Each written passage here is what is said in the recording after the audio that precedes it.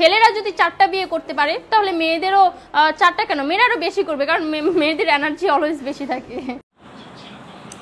এক বালতি গরুর দুধের মাঝে যদি 1 ফোঁটা প্রস্রাব পড়ে, সে 1 বালতি দুধ যেমন নষ্ট, ঠিক তেমনি যদি 1000 ভালো মানুষ থাকে তার মাঝেও এই ধরনের যদি একটি মেয়ে থাকে তাহলে পুরো সমাজটাই নষ্ট। আপনারা দেখেন এই মেয়ে কি বলে। আমি তো একজন ম্যারিড পারসন, আমাকে এগুলো কোন হিসেবে বলতেছে?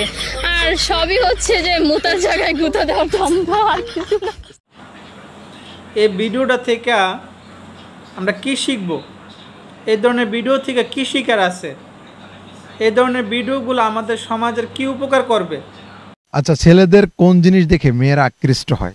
8 ইঞ্চি যন্ত্র দেখে। মানে কি? মেয়েরা তো পাগলই ওইটার জন্য। এই ধরনের মেয়ে মানুষ থেকে দৌলতদিয়ার প্রতি তারা অনেক ভালো।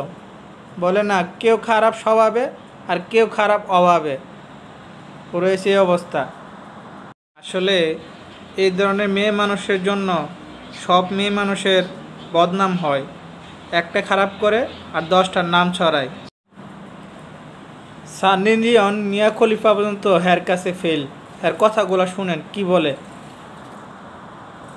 আমি তো অবশ্যই বাংলাদেশের সানি লিওন, কারণ হচ্ছে অলরেডি আমি হয়ে গেছি, আমার ভালো লাগে।